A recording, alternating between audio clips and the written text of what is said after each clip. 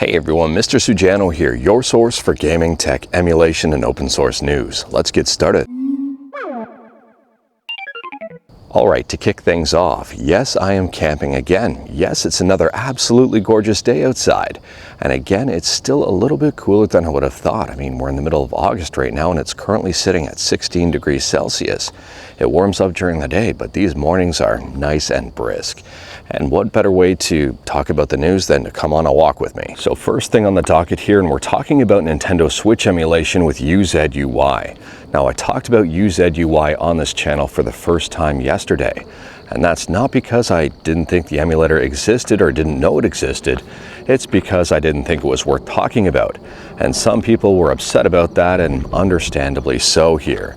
I mean, if you're a fan of the emulator, then you're not going to be a fan of me not recommending that emulator. Well, it turns out that Antique, who is behind Sudachi, has confirmed that Uzuy uses Sudachi code. Not surprised here at all, and on top of that, they use AI. Again, not surprised at all. So I don't recommend Uzuy. If you want to use it, if you enjoy it, that's absolutely fine here. But at the same time, it's not something I can recommend at all. But moving on, and next up we're talking about Nova Launcher, and if you're on Android here, you're probably not going to like to hear this news. The Nova Launcher team has apparently been laid off, a whole bunch of them. The Nova Launcher team was fairly large, and now I guess it's just a couple of people, including the original developer. And this tells me development on Nova Launcher is probably going to slow down considerably. So if you're hoping for Nova Launcher to come out with a whole bunch of brand new features or something, you might be disappointed here.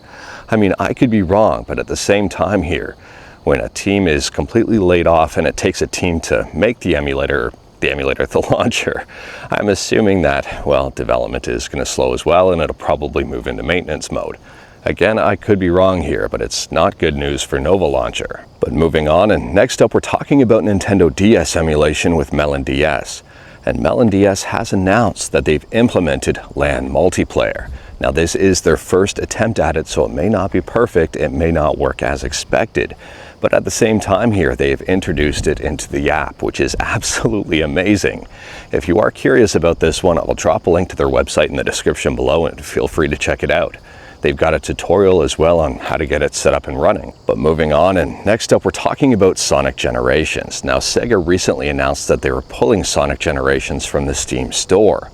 A lot of people were not happy about that, but fortunately it looks like the game is going to be preserved. And now I have a fluff for you.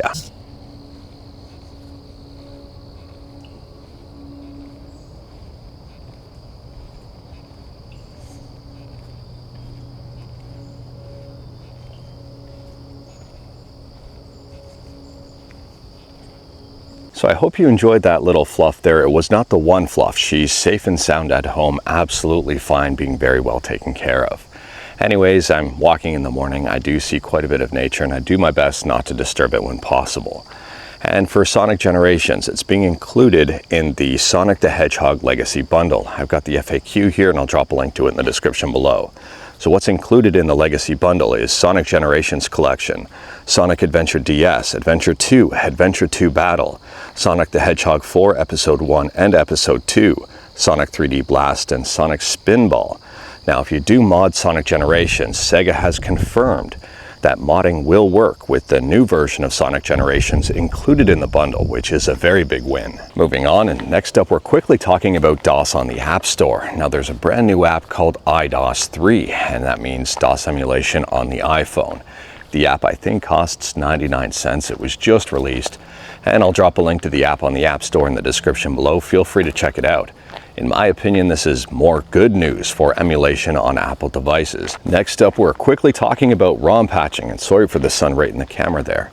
Anyways, if you patch ROMs, you're probably familiar with something called ROM Patcher. Well, ROM Patcher JS 3.0 just released, and they say here it's got lots of improvements for the embedding system and Node.js CLI support.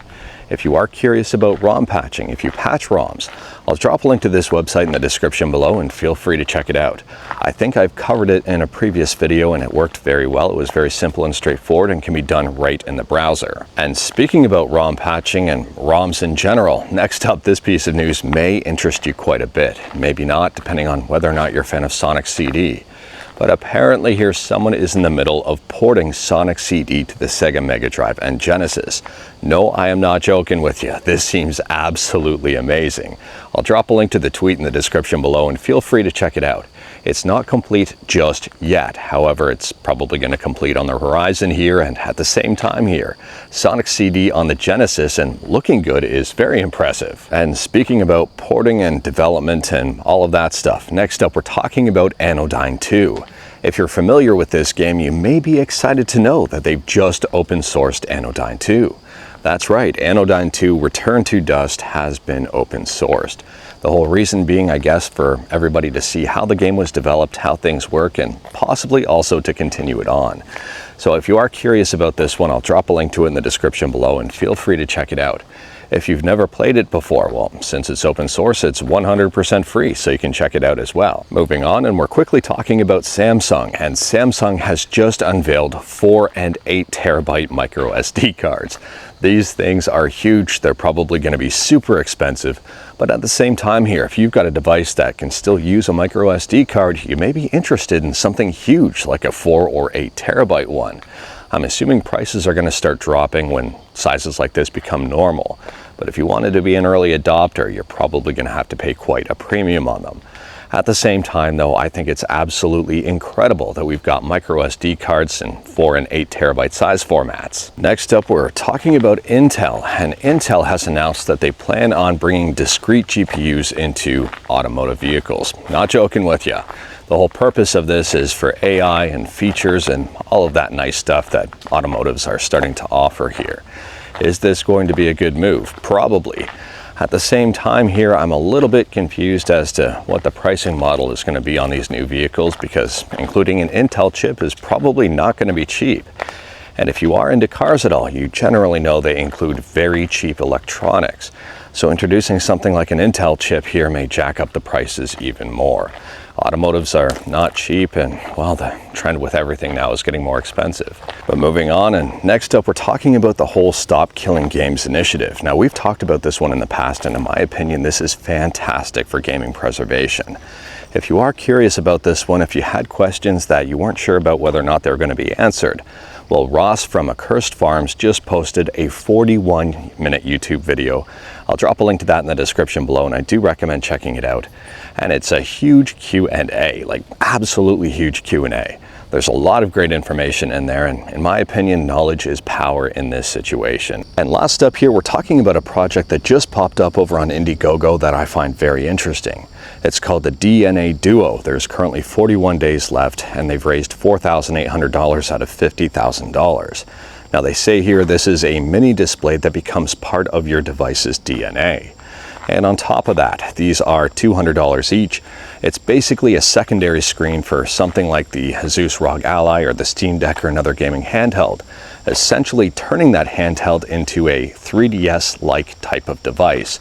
I mean, it's a secondary screen that folds over like a clamshell, and if you use 3DS emulation, this may be of interest to you. On top of that here, they're 7-inch displays. They've got USB-C pass-through charging.